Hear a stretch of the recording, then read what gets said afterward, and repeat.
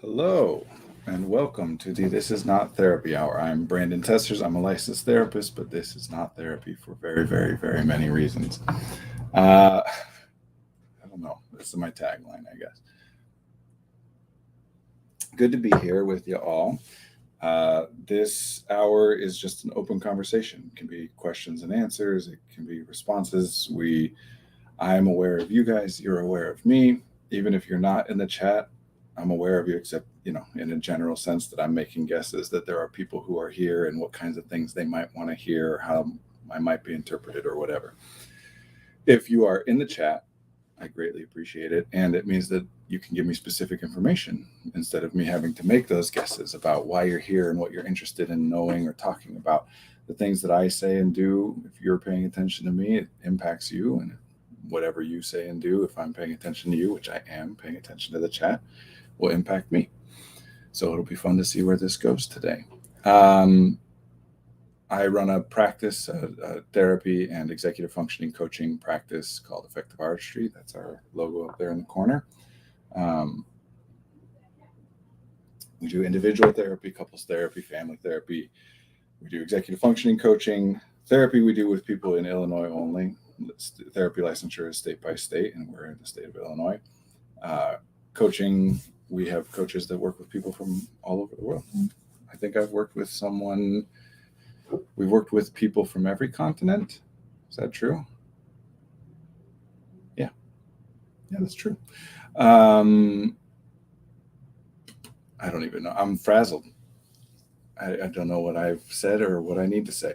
Every week we pick a topic to start going on. If you're here in the chat and you have questions or responses or whatever that take us onto a different topic, great. We don't have to stay, constrained within one particular thing. We just pick something to start talking about so that there's something to start talking about until there are questions, so that it's not just silence until someone says something. Which is, by the way, a thing that is quite often used in therapy. It's certainly taught to therapists, but also in schools and all kinds of places.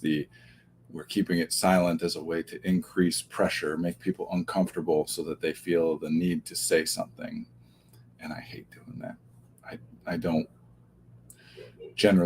like the idea of trying to get somebody to do something by making them uncomfortable. How do I know that what I want them to do is actually beneficial for them? But also, I'd rather just use the time to talk, So, no, I'm not going to sit here and just stare intently at the camera until somebody asks a question or something. We're going to talk. I think that's basically it. I feel like I always... Oh, you know what? This is worth saying. Right now, we are almost halfway through training our new cohort of executive functioning coaches. It's 12 weeks long of training, and we are in the middle of week 5 right now, which means we're about to get to the part where the coaches who are training start working with clients. And so we have a few slots open for free work with coaches. Because it's training, it's one of the ways that we're able to provide services for people who don't have the resources to be able to pay our fees. It would be 6 sessions, the first 4 of which I personally will be there live supervising, and it's called bug in the ear training. Either the coach will have a headphone in so that I can talk to them during the session, or it might be that I'm texting, writing to them in the Zoom chat or whatever during the session. But for 4 sessions, I'll be there live, and then 2 sessions where it's recorded and I go over it with the coach afterwards. And then, of course, after that, if you want to continue working with the coach, we can talk about what arrangements are possible there. But just wanted to put that out there. We've filled up a few. I think we've already matched 3. So we might have 3 slots left. So if you're interested in some coaching, this is a good time. A comment right away. Good, because I didn't know what I was going to talk about. Identity is such a critical piece of a successful life. And I'm just starting to grasp the critical element that it is. Imagine that, only 65 years. Haha. This is my dad. Hi, Dad. What do you mean when you say identity? I'm curious. I love that word, identity, but it is used to mean a lot of different things. My before I started this practice, I worked at a place called the Center for Identity Potential. My mentor, his name was Andy Mahoney. His work generally revolves around identity, what identity is and how to utilize it in beneficial ways. It is something that's discussed a lot. It's a word that's thrown around these days a lot in a political context, talking about identity politics. In that case, usually mostly we're talking about labels and categories and things like that. I'm leaving some space for you to respond to my question of what you mean by identity, but you don't have to. I'll tell you what I find generally most useful is the way that I learned to think of it from Andy. Ooh, the confusion of what I am racially, confiding about what I am professionally. I've leaned mostly on family to identify. Yeah. Well, as you can imagine, I am mixed race. My father, who is talking in the chat there, is also mixed race. It is a whole interesting topic to talk about, just race and ethnicity generally, but specifically about, being mixed race. I'll say briefly what I just finished what I was going to say there about the way that Andy approaches identity, which I really think is useful, but then talk more about this because that's where we're going, I guess. The way that he taught me to think of identity is as a tool, which I really think is great. Of course, as with all these things, it's not that that's what identity is. It's the word, the concept identity relates to many different things, right? But identity, he would say, is a tool that you use to interact with your environment. Basically, think of it like a different lens, a different persona, maybe, right? That the way that I am talking right now on this stream, both the words that I'm using and the sound of my voice and the speech patterns and the pacing, the way my nonverbal communication is all different than it would be if I was sitting around playing a game with my friends. And that's different than it would be if I was talking to my mom. And that's different than it would be if right? That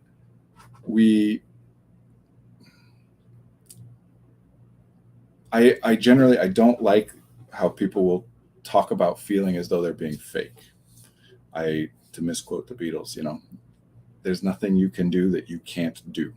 There's nothing you can say that you can't say. So what we mean is there are times where I'm putting more thought, more effort into being careful about how I'm presenting myself or acting or saying something differently than I would have by default if I hadn't thought about it and put more effort into it, right?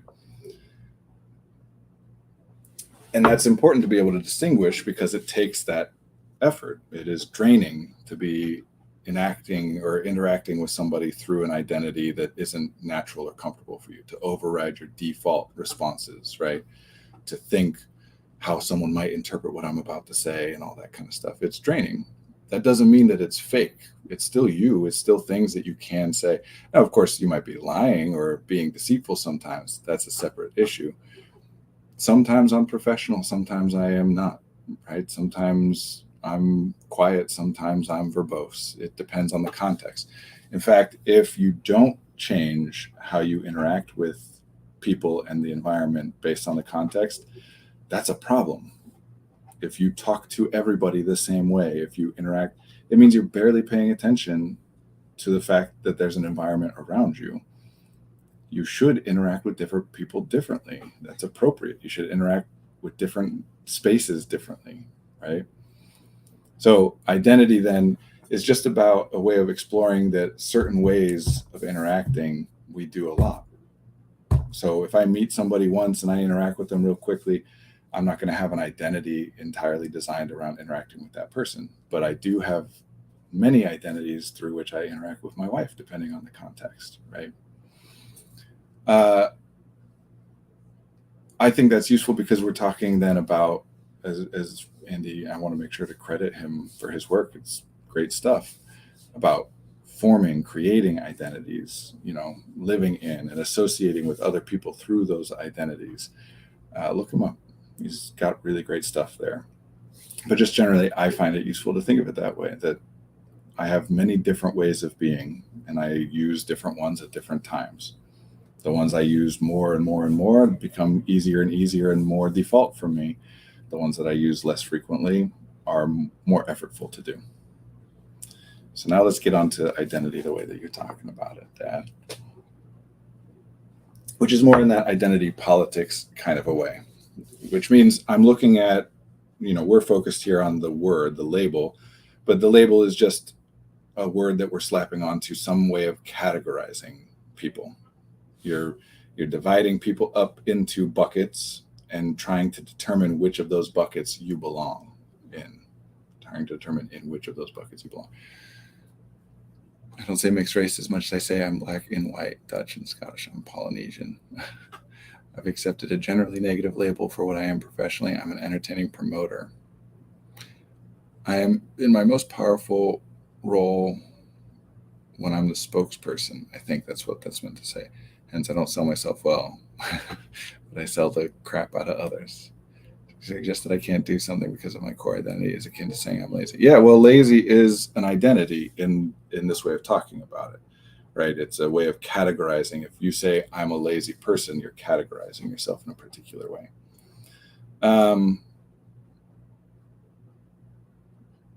I'm distracted by particular wording there because I also don't sell myself well, I guess I would say, but other people would probably disagree with that.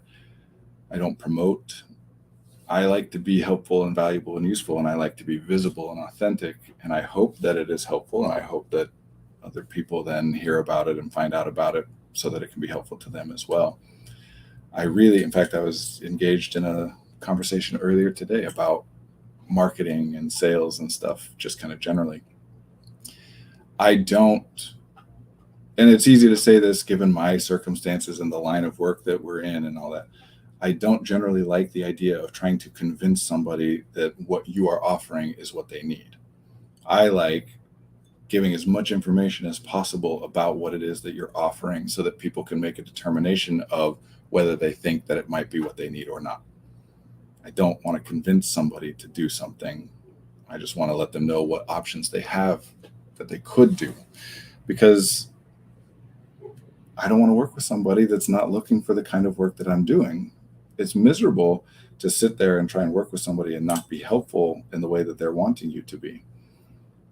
I don't want to be in that situation. I don't want them to waste their time, their money, their energy. I don't want to be in that position. And of course we have to make our guesses, right? You can't know, but that's why we do free consults. It's part of the reason that we do this stream. I often will tell people to come to the stream when they're talking about trying to make a determination of whether they might want to work with somebody here or not. I'm just trying to give information. And if you like what you see, cool. And if you don't, cool. I'm glad. I would much rather you and I both know that now than later on down the line. Kind of like, I actually, this goes back to identity too. I use this metaphor, I suppose, a lot with people, where imagine you're on a first date and imagine that you're really great at reading what it is the other person is looking for, wanting from you, this person that they're on a date with, and imagine that you can give it to them. Even if it's not your natural way of being, your easiest default way of being, you can do it, right? So it's not fake, because you have to have information to be able to say something that contains information and etc. But let's say you do that. You give them what they want. If it's not what you do by default, if it's not the easiest, lowest energy version of you, if it's something that you're putting on, putting a lot of effort into, well, what are you hoping to get by giving that person what they're looking for? You're hoping to get, I suppose, a second date. And then you probably will, because you're giving them what they're looking for. And then you'll get a third and a fourth. And somewhere down the line, theoretically, there will come a day when you are too tired or distracted, or there's other things going on, or you just don't want to do it anymore, and you slip back into being the default version of yourself. And at that point, they'll see it and they'll either like it, in which case they probably would have liked it if you had shown them that at the beginning. You could have saved yourself a lot of hassle, or they won't. And now you're in a 6-month-long relationship finding out that you're not a good fit, as opposed to finding out you're not a good fit on the first date. The point of going on a date isn't to impress the other person. It's to determine mutually whether or not the two of you each want to go on a second date. If we're focused on giving the other person the information they want, then we'll get the second date, but we won't be assessing for whether we want to be involved in it, whether they're giving us what we want. We're entering with the premise that it's about impressing the other person, not that they need to impress us or that we need to find some value, some fit there, right? So I think that is true of all like marketing and sales and stuff generally, but especially in the therapy world and in the coaching world. Like, we're going to be sitting down and talking for 50 minutes a week for who knows how long. I do not want to give you an inaccurate impression of what that's going to be like, because then what?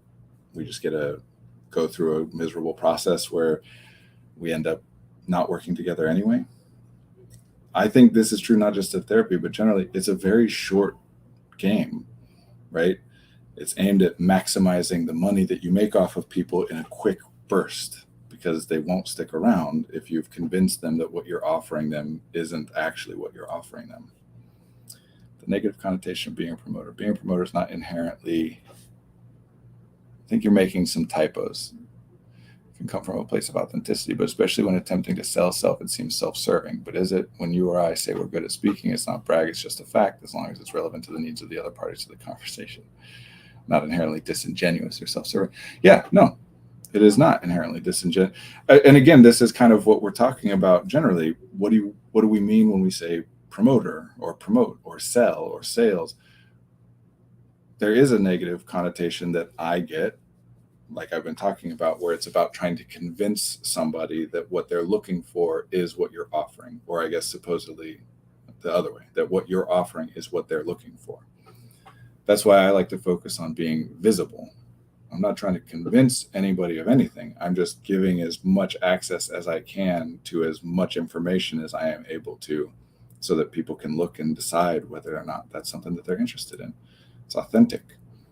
And yes, I think that definitely we could say that me doing this stream, we could say is promotion. So I don't think promotion is inherently negative. I am talking about that connotation of trying to convince somebody of something instead of just offering something to somebody. You know, I've had consults, for example, where I'll say, here's our rate, right? Which is not a secret. I'm happy to say what it is. We charge $85 per session for executive functioning coaching, $150 for therapy sessions. When I work with people directly, I charge $200 per session. We take Blue Cross Blue Shield. Otherwise, for therapy, we do what's called super billing, which means clients pay their invoice and then submit to their insurance to be reimbursed at the out-of-network rate, whatever that plan is, however that's covered. And we have as many options as we can for reduced fee rates and even no fee services, like I was talking about at the beginning of this. We have a few slots right now for 6 weeks of 6 sessions of coaching work for no money. We're not trying to milk people for all we can. We're trying to be sustainable and a business model that works, right? That the people who work here also have bills to pay. Anyway, there have been times in consults where I'll say that. I'll say, here are our rates. And I'll get a response like, oh, you think I have more, disposable income than I do. And no, I don't. I don't think anything of what your disposable income is or isn't. I'm just informing you of what our rates are. If it's not a fit, it's not a fit. And when it's not, if people say that, I can't afford that, but I am interested in the work, then I say, well, great, we have some options for reduced fee services, and here's what that process looks like.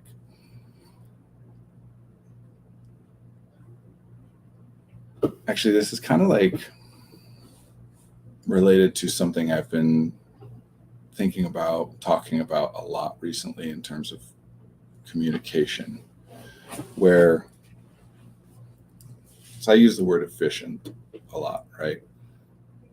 Oh, by the way, on the promoter thing, the thing that is inherent in promotion doesn't have to be self-serving or disingenuous by any means. It can be authentic, but there is an inherent statement in that, in promotion, in what I'm doing right now, of I think that it might be helpful or useful or interesting to other people. What I am doing, I think, might have value to other people. So sometimes we ourselves are very uncomfortable with that. I am still very uncomfortable with the idea that I'm effectively going about my life as though I have value to other people in what I say and how I say it. It seems to be true based on the reactions that people give me, but it's an uncomfortable feeling to deal with. And certainly other people could look at what I'm doing and say that about me because it's true. Oh, he thinks that what he's doing is valuable to people. I do. That doesn't mean I think it's valuable to everybody. It doesn't mean I think it's more valuable than comparable things other people are doing. It just means that I think it might be of interest. It might be relevant. It might be helpful. It might be of value to some people. So I'm going to put it out there. I want those people to be able to have access to it as easily as possible. And I want to be visible so that people can make a determination about whether that's true for them, whether they're a person who finds value in what this is or not. If I hide all that, no, I won't tell you what I'm doing until you come pay us session fees and whatever, then how's anybody going to know? But yeah, there is a presumption of, I think there's something valuable here. And we can have a negative reaction to that, even though that's an accurate thing. I can have a negative reaction to it in myself, or I can have a negative reaction to it in somebody else. Anyway, communication, what I was starting to go on. I've been talking with people a lot about efficient communication. And efficient, I like the word efficient because it implies cheap, but that works, right? We want it to utilize as few of our resources as possible while using as many resources as necessary to do what it's trying to do. That's why I don't say cheap communication or low cost communication, efficient. Because if I try to communicate something in very few words, for example, if I'm focusing on the time and energy that it takes for me to say things and for you to interpret them, if I try to use very few words to communicate something, if I get whatever I'm trying to communicate across well enough that we accomplish what we're trying to accomplish, great. But if I don't, and you then have to ask for clarification, well, now we might be spending more resources than we would have if I had just said more stuff in the first place. Or maybe you don't know to ask for clarification because you think you understand what I'm saying, and I think you understand what I'm saying, and we both think we've got it, and then we go on and realize later, oh, we were thinking different things. We were interpreting different things. So that's not efficient then either. The brain, I've said this a million times, cognitive miser. The brain does not spend resources without a reason to do so. That means anything you're doing, you are attempting to do the bare minimum necessary in order to accomplish that thing, including even in the information, the data, the level of detail you get about those, whatever you're interacting with, right? That I might only hear a few of your words. I might only see just a vague outline of where the furniture is in the room in order for me to walk through that room. And usually that works. And every once in a while I trip and fall because there was something on the ground and something that wasn't quite level that I didn't miss because I didn't think it was necessary. Sometimes we have miscommunications that cause problems because I didn't think it was necessary to say something in more words and more detail than I did. So we're always trying to do the minimum.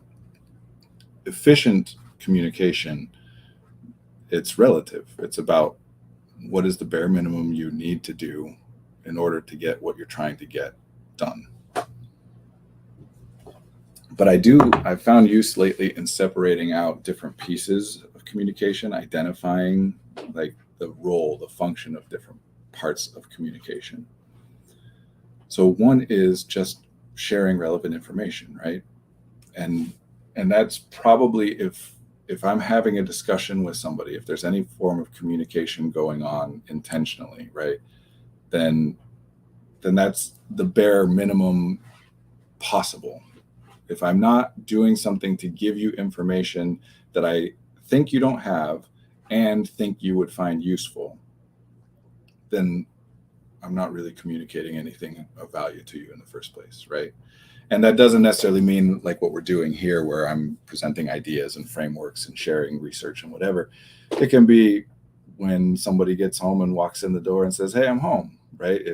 Here's information that I think you don't have and I think you would find useful or interesting or relevant, is that I'm home. Or if hey, what do you want to get for dinner tonight? I'm conveying to you, I have not decided what to get for dinner tonight. So I don't know if that's information I'm not sure that you have. I'm trying to solicit information from you, etc. Then on top of that, we can do a lot of stuff that is about making guesses about how that information will be interpreted, or how that communication will be interpreted, I should say. So I don't know, what's an example? If I were trying to say, hey, I'll be home at 3:30, because that's an actual thing that I said today. That would be my default. That's the easiest way to express that information. I'll be home at 3:30. If I am then going to say in my head, well, what if they don't like that? What if they wish that I was home earlier than that? Well, then I might be able to say, hey, I know it's a bummer, but I'm not going to be able to be home until 3:30. So now it's not just the information about when I'll be home, it's also the information about why that's the time, because I am guessing, I'm predicting that you might have an objection to me coming home at 3:30, and I'm trying to preempt that possible question, possible conflict, by giving you the information up front.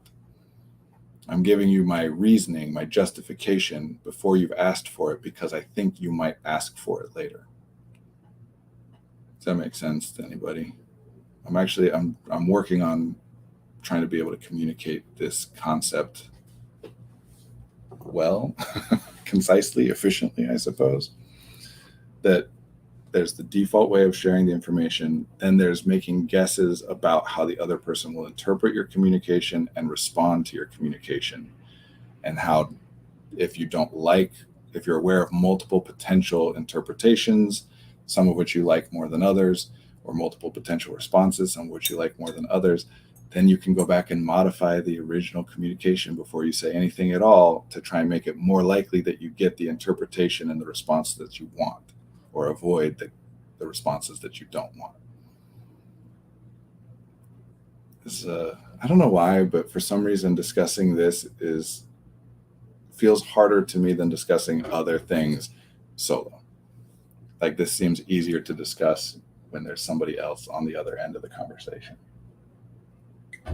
Maybe it's because I'm having a hard time coming up with examples. But that second category of communication, that the making predictions about how someone will interpret you, how they will respond, and therefore editing what I'm going to say in advance so that I try to make it so that I get the response I'm looking for, or more likely or less likely that I avoid the one I'm trying to avoid. The more that we're doing of that, the less safe we're feeling. Particularly when it comes to communication, we're feeling less safe about having an opportunity to clarify if there is some interpretation that's different than what we intended, right? If I say, let's see, I need a good, okay. If I say to somebody, if we're hanging out and I say, hey, this has been fun, we should do this again sometime, right? If I feel very safe and comfortable with that person, I don't need to think that long or that hard about what I'm about to say, because it's just a true statement I'm sharing with them. Let's assume in this scenario that it is a true statement, that I did actually have fun, do actually want to hang out with them again sometime, right? Hey, this was fun, we should do this again sometime. Now, I'm aware that sometimes people say that phrase when what they really mean is, I want this interaction to end, and I feel too socially awkward to say anything that might be perceived as negative or critical. So I'm going to end this interaction in a way that makes it sound like I've enjoyed it, without actually committing me to having to interact with you again in the future, because I don't want to. Hey, this was great, we should do this again sometime. So if I'm the person on the other end of that communication, if I'm receiving that, I can interpret it differently depending on the context, right? I could validly say, well, they said sometime, not a specific time. They didn't make any specific plans. They didn't ask me about when I'm free or try to start a conversation making those plans. So that implies to me that they don't actually want to hang out. They're just kind of saying that they want to hang out, which means if that's the case, that they probably didn't really enjoy this, and that might be a lie. And why would they lie? Well, because they think I'm too difficult to communicate with, or that I'm going to get angry at them if they tell me the truth, or that they'll hurt me and I'm fragile, or blah, blah, blah, blah, blah. But if I'm interpreting it as genuine, then I might say, yeah, well, they're leaving it open because that's the easiest for me then to respond. They're not putting me on the spot and saying, hey, when would you like to hang out next? They're just declaring that they would like to do this again and letting me respond the way that I want to. Same thing, the lack of specificity and detail can be interpreted different ways, right? So if I'm going to say that, I need to be aware of the context. I need to make my guess about how they might interpret it. If I think that they're likely to interpret it as, oh, they're just lying because they want to get out of here, then I'm going to probably try and change it, right? I'm going to not say it that way. I'm going to say, hey, genuinely, this was really great. I would like to do this some other time. I'd like to hang out more with you. What's a good time that works for you, or whatever, right? The more effort I put into that, into predicting their response, maybe let me phrase it as, the amount of effort I put into that is directly correlated with the insecurity I feel in the relationship. Because if I said that to my best friend of 20 years and they, for some reason, somehow interpreted it to mean I'm doing the fake version, right? That I want out of here and I don't think I can actually tell you that, so I'm trying to be fakey nice. If my friend interpreted it that way, we have a long relationship. We have a history with each other. We've communicated a lot. And I feel pretty confident that my friend then would say back to me, hey, hold up. Are you trying to give me, like brush me off or whatever? They would give me the opportunity. They would tell me what their interpretation is and give me the opportunity to clarify in case that wasn't the case. Oh, no, sorry. Okay, I get it now. Yes, it could sound like that. No, that's not what I meant. I genuinely am having fun and would like to hang out again. I wanted to, I just didn't want to have that conversation right now. I got to get going, but let's text soon or whatever. If it's somebody I don't know well, I don't think that they're as invested in our relationship, and therefore it's not as worth it to them to consider that they might have interpreted me differently than I intended. In other words, we're more nervous about first impressions for a reason. Think of it like if you're reading a book, right? If you go to read a book, assuming that that you feel free to stop reading a book at any time, because some people, once you start reading a book, you got to finish it, even if it's terrible. Well, let's assume that you can quit reading a book if you decide that it isn't, enjoyable. That first line has to carry a lot of weight, because that first line of the book has to convince you that it's worth reading the second line. So if that first line is good, yeah, I'll keep reading. If the first line is terrible, I might keep reading, but I might not. I might be like, okay, never mind. Yeah, don't like that. Hell, even there's a reason that the title, the cover, the picture, the coloring, the font, all that stuff, the earlier it is in our interactions, the less information I have, then the few things that I'm seeing have to give me reason to look further, right? So the first line makes it has to give me reason to read the second line, and the second line has to. If the first line is terrible, I'm going to stop. But by the time I've read 50 pages, now if I read a line that's terrible, well, I'm probably going to keep going, because I wouldn't have read 50 pages if I wasn't mostly enjoying what I was reading.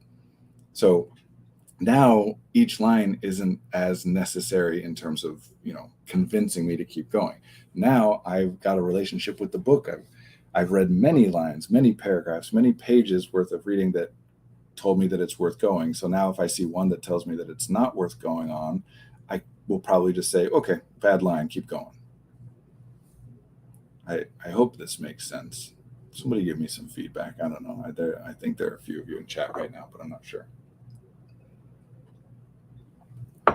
So first impressions, early interactions matter. Back to that first date and identity and all that stuff, right? That we're more focused on what other people want from us at the beginning, because we're trying to give them reason to actually pay attention and listen to us.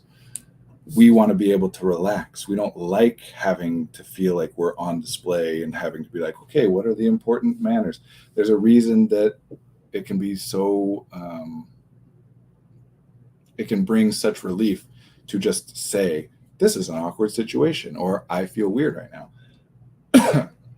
Because part of the implicit reason that might be happening is that I don't know if that other person is comfortable with acknowledging the context or not. I don't know if I'm supposed to be playing the game like, oh, we both like doing this, pretending like this is enjoyable.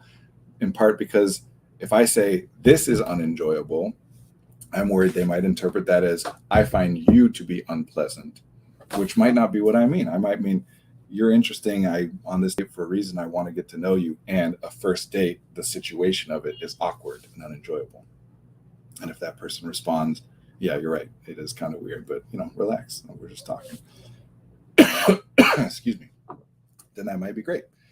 If they respond to say like, I don't feel weird. Why do you feel weird? What's weird? Then I might be like, oh, never mind. Yeah, I was just joking, right?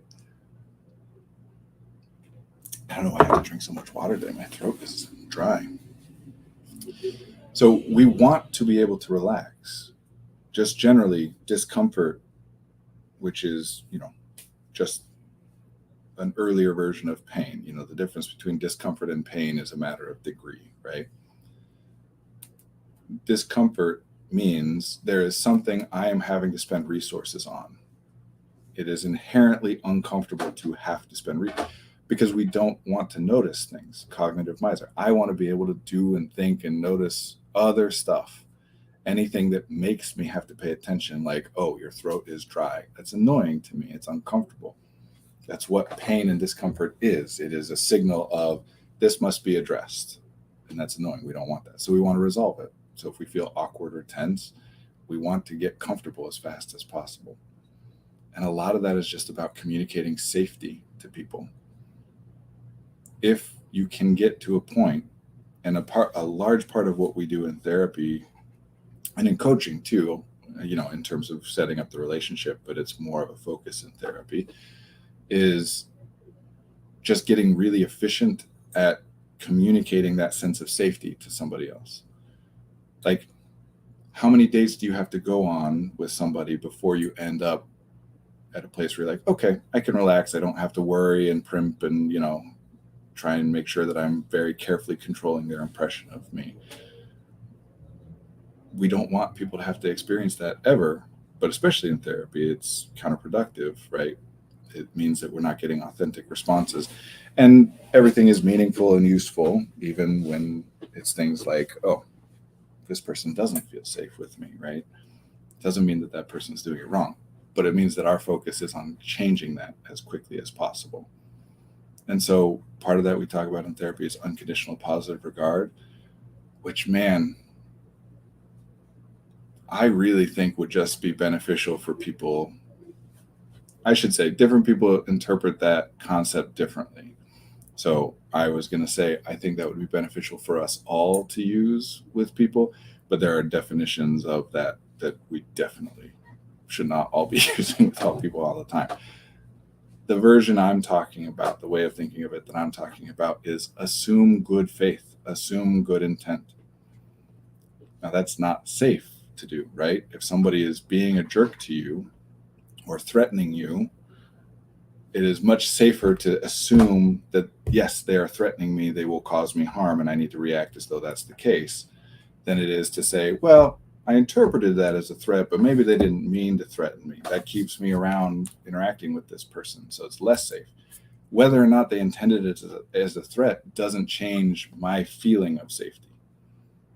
Now, if somebody I know and trust, have a lot of interactions with, threatens me, then I'm going to say, that seems out of character. I don't think they would threaten me. I better check. Were you threatening me there? Like, let me just clarify, right? So again, that safety. We are looking for reasons to, I don't know, I like how I was phrasing that, but let me finish how I was phrasing it.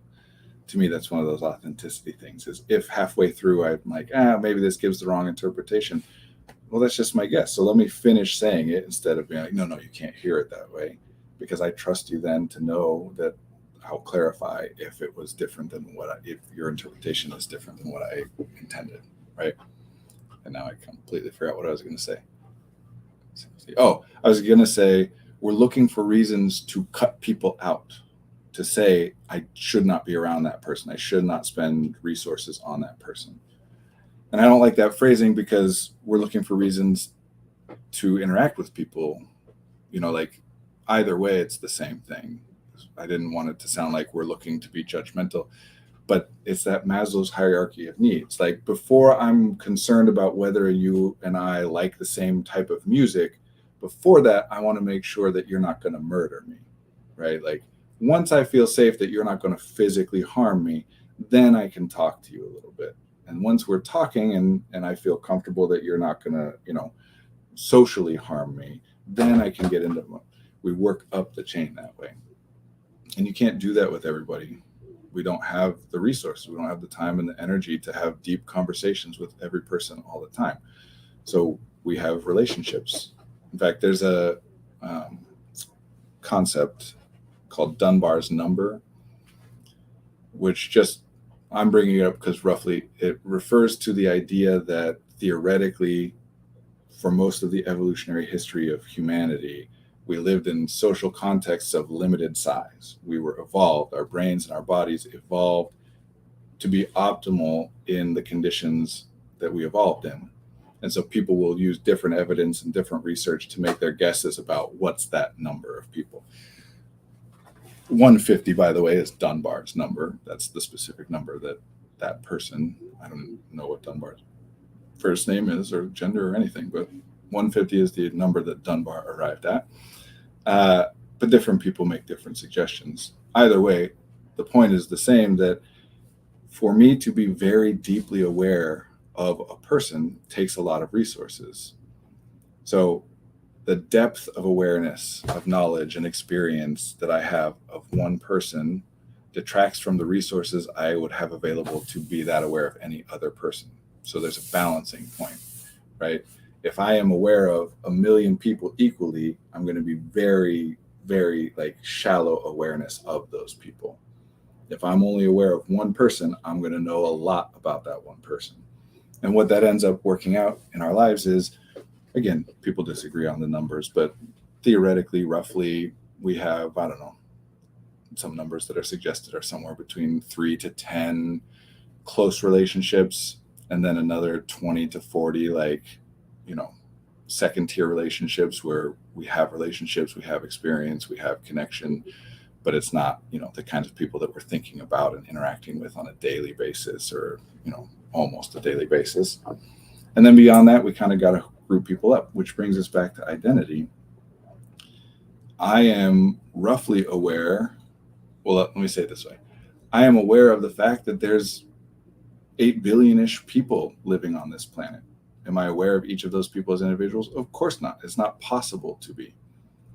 But again, evolutionary context, knowing roughly about how many people existed in the entirety of the earth was not something that we ever had an opportunity, I'm saying our evolutionary ancestors, had an opportunity or a reason to do. It wasn't something we spent resources on. They would have only been aware of people with whom they interacted directly, which means that broadly, our brains and bodies would have been optimized to be X a level of aware of Y number of people, right? And now we're aware of way more of those people. But I can't be aware of them all as individuals, so I have to be aware of them as groups then instead. And this is where stereotypes come in. Stereotype, by the way, different from prejudice. Prejudice involves value assignment, that I think something is good or bad. A stereotype is just, I think this is true of this category of person, kind of person. And they're never true of every individual, or at least rarely true of every individual that fits that description. But it doesn't necessarily mean that it's a bad thing, that you're judging it to be a bad thing that is true or a good thing that is true of them. It can just be something that you think is accurate and dictates how you interact with and think of those people. I'm raging all over the place. I haven't had a comment in 30 minutes or so. So the longer it goes, someone not saying something in the chat, the farther out I get. Just generally, people ignore cost. We think, well, it would be better to be more aware of the individual characteristics of every person. Yes, would be. not something we can actually afford to do. And every moment we spend doing that is a cost. We can't spend that moment doing something else. So if you're aware of a lot of people, you're aware of them shallowly. But what really happens is kind of a tier system, right? Like not a tier, it's just individual. They're each person, I'm aware of them to a different extent. I think a lot about my wife. I think a lot about my kids. I know a lot about them. I incorporate my thoughts about how they would respond to something into almost everything that I do. I don't think to that level of depth about anybody else. On the far other side of the spectrum are people that I know nothing about except for the fact that they exist. In the 8 billion-ish people on this planet, I know that many people exist, roughly, or at least I believe that many people exist, but that's about all I know about them, right? So I can break it down into smaller groups. Well, so many of these people, X number of these people live in China and therefore are Chinese, and X number of these people live in Africa and are African, or in Nigeria and are therefore Nigerian, except for the expats, blah, blah, blah. We make assumptions not about people specifically, but about people, yes. We make assumptions about anything and everything because we can't pay attention to anything and everything. So until an assumption causes us a problem, we can't go back and revise it. And I want to clarify that more because I feel like this is going to sound like right now, I can pretty confidently guess that you have not looked above you to figure out what would be a good landing spot just in case gravity reversed all of a sudden and you fell away from the ground instead of toward it. What a ridiculous concept to even throw it out there. Yes, of course you have not done that. I haven't done that because it's never happened. So making an assumption, the language we use for that sounds like an active process. I'm doing a thing. I am consciously and intentionally or actively making an assumption. It's not. It's a lot of these things are ways of describing things that happen, meaning making an assumption means after the fact, we realize that there was something that we did not pay attention to, meaning we made an assumption that we didn't need to pay attention to it. Until that thing causes a problem and we can look and say, oh, it would have been better if I had paid attention to this thing or this element of this thing. Then we can say, oh, I made an assumption and it was bad. So it's not causing me problems that I don't know the names of all, I don't know, what's the population of some random city? How many people live in Paris? I don't know the names of all those people. It's not been a problem. If I met somebody from Paris, well, then not knowing, and they introduced themselves and then not remembering their name, not knowing their name would be a problem. So I spend resources on remembering the name. Just means that the less you interact with someone, the less aware you are of that person, the more you're using assumptions and models of people generally who fit those categories. A lot of this is identity politics stuff, right? That we're thinking about pick whatever label. What do this category of people want to hear? As though all of those people, and of course they don't, but we're using it as a shorthand, right? It's not to say that it is good to group people up in this way. I'm saying it is necessary. You cannot be aware of every given individual. So being mixed race. What do I want to say about this?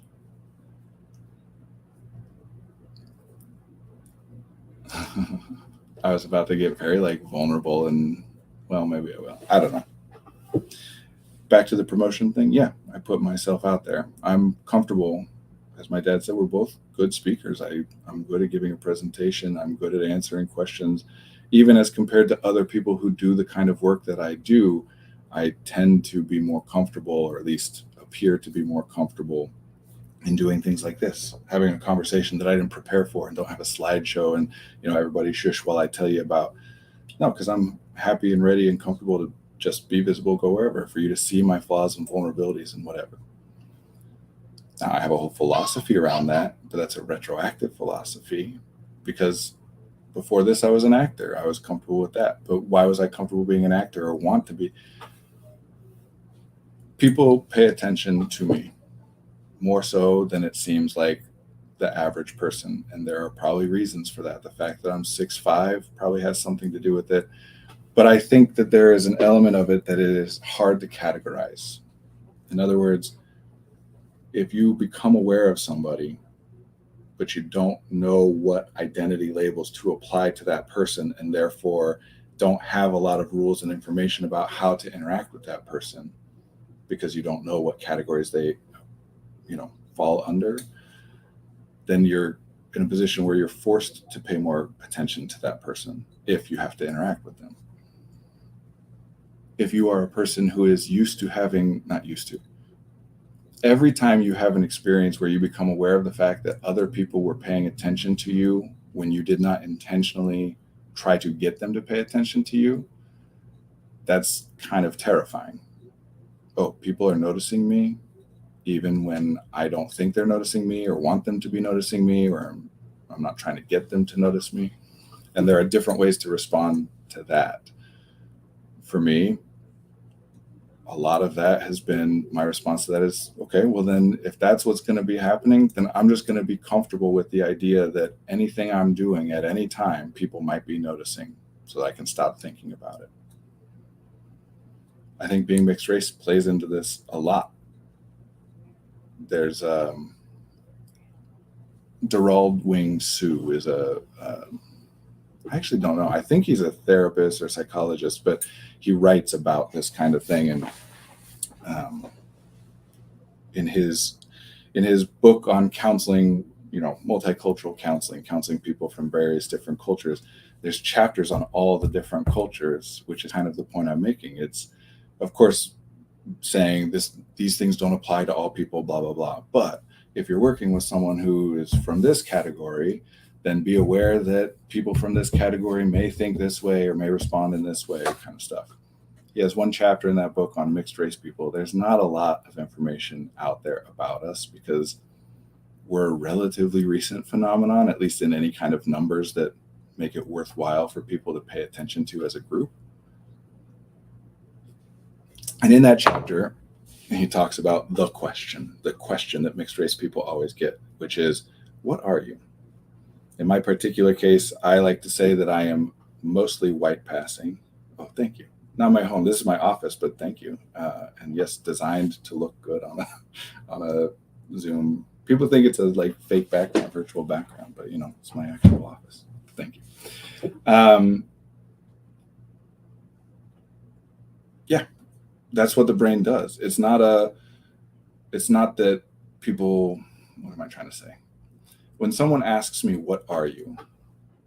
So I think of myself as mostly white passing, which means that when people pass me on the street and don't pay much attention to me, it's just out of the corner of their eye, I look close enough to being white. Oh, Indian. Okay. Close enough to being white that they don't note any other difference, because in the areas where I have lived most of my life, white is the most common and therefore the default, and people don't differentiate me from that.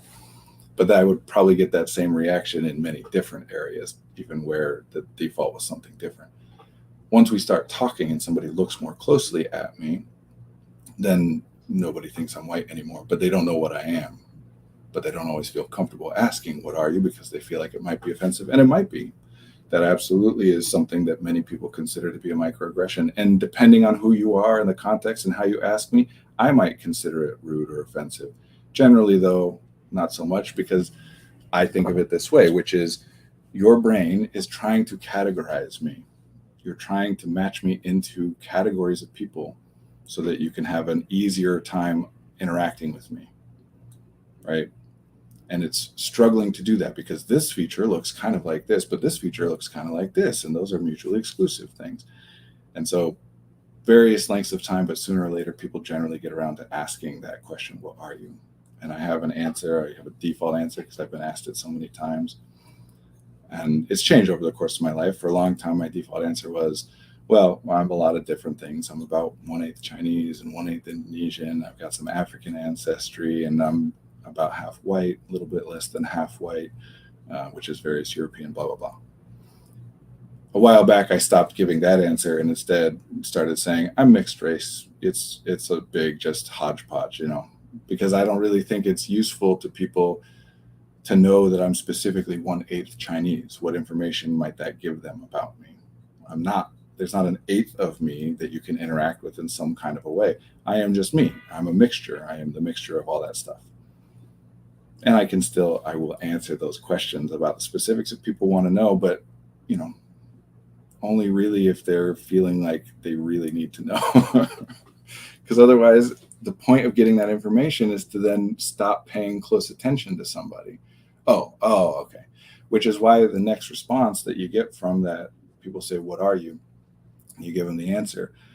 Almost always the response after that will be some version of them validating or invalidating that identity by saying what they see or revealing their, oh, I see that. Yeah, I can tell, especially around the eyes. Or, really, I don't see that, huh? Or I see this part, but not that part. Or, oh, see, I was guessing this, or whatever. And of course, some element of my identity is wrapped up in or impacted by how I look, but a lot of it isn't. And so I could take offense at that and say, oh, you're trying to say what you think I look like, give your opinion on whether I'm allowed to claim being mixed race or not, because you think that's a big enough percentage of my ancestry or not in order to be able to use. A lot of the identity politics arguing stuff comes from that. It's who counts. We're not making extra buckets for people. There's only these many buckets. And so we got to figure out which one to put you in. But the truth is, legally, even back in the early days of America, in different states, I would be treated differently. In some states that had the one drop rule, I would be considered black. In other states, I would not, because they had different laws on the books of how much percentage of your ancestry has to be black in order for you to be black. Anyway, I'm getting a little bit off topic. Point is, that's what the brain is looking to do at all times, is find answers, find categories, find labels so that we can stop paying attention, because that's discomfort. Having to spend resources on something is uncomfortable. Wondering what race I am, and then having to think about, is it acceptable for me to ask or not ask? Is that okay or not? That's all uncomfortable. So we are looking to be able to put people and things and concepts, everything, as quickly as possible into buckets that we already know. So I can say, oh, you're just this. There's a particular term, the anchor and modify heuristic, which means that not only are we looking to do that, if we encounter something that doesn't fit perfectly into one of those buckets that we already have, then we'll modify it, but only to the minimal amount necessary. Meaning, oh, so basically you're Asian, but with some white or whatever. Or basically you're white, but with some Asian. I've gotten both of those responses.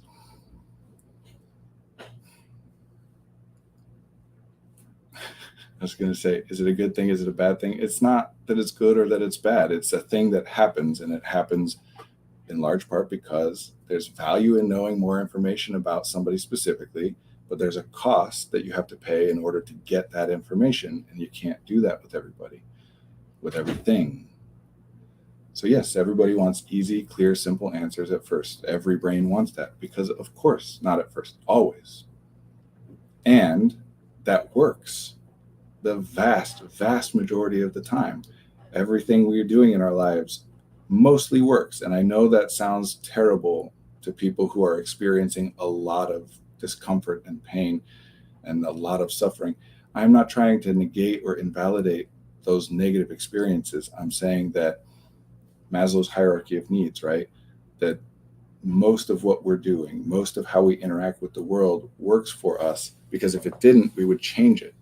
When things are problems ongoing, it's because those things normally work for us. If I overthink things all the time, it's because thinking is normally a very useful way for me to go about doing things, except for when I encounter those things, those times, those contexts in which it doesn't work for some reason, which is a rare exception, but that's the ones that I notice. So it feels like every time I think there's a problem, when really, no, usually I solve it. So we navigate our world, we interact with one another, we get through things, do things that we need to accomplish, and we mostly do it fine. And then sometimes we don't. And when we don't, when it causes a problem, that's when it's time to say, okay, now I need to look more closely at this thing, understand it, get more information about it so that I can interact with it differently, because the way I've been doing isn't working for me. But we have a tendency to get locked in at that point to say, okay, there's a problem and I need help fixing it, and I am not open to or willing to revisit or look in further depth or detail to anything that I have previously already figured out. And that gets in the way. How are you supposed to engage with things differently without actually thinking of them any differently? And how are you supposed to think of them any differently if you don't spend more of your resources engaging with or observing or becoming aware of those things in some way? The simplest answer that works is the best one: efficiency. Fewest resources necessary in order to accomplish what you're trying to accomplish is the best. Sometimes we guess too much on, sometimes we guess that we can get by with fewer resources than it actually will take. So we're wrong all the time. And then that's when we have problems. Our problems, I don't want to minimize, we're not in control of everything that happens to us. But to the extent that we can control, influence, impact the things that are happening to us, which is the part that's worth focusing on the most, because that's where we can make changes. Those elements of things, if we have a problem, we want to look for those elements of it. What am I doing or saying or thinking or feeling or experiencing or believing that's contributing to that problem? And in order to change any of that, we have to look at those things in more depth. And in order to look at things in more depth, we have to be able to consider that. Actually, somebody tweeted recently, and I love this way of phrasing it. It wasn't like a viral tweet or anything, so I want to make sure I don't know who it was, but that in order to change your mind about anything, you first have to conceptualize of a world in which you can be wrong about something and it not be a crisis. People have a tendency to equate being wrong with being bad. And those are two separate things. I'm wrong all the time. That doesn't make me bad. Sometimes it means I do bad things or I harm people in some way and I don't like that, and that's bad. Still, it's rooted in being wrong. There's a reason that it's important to identify intention. Even though intention doesn't change harm that was caused, if I accidentally hit you, your nose is broken whether I intended to or not. But the intentionality of it impacts other things, like how you interact with me in the future, or how you interact with other people like me in the future, and etc. I gotta go. And I'm wanting some nice way to wrap this all up, and I don't really have it. I guess that's the point. It's all very complicated. It's not simple. There aren't easy answers. And I can give the easy answers that everybody is looking for, and I do. But only after we talk about the fact that there aren't easy answers. So these are suggestions that you try and you get information in this way about, learning the process. Because otherwise, if I just say, yeah, do it this way, do it that way, it has a tendency to cause more harm than good. And I wish I could expand on that, but I can't because I got to go. Thank you all for being here. I appreciate it. And I'll be here at the same time next week. Goodbye.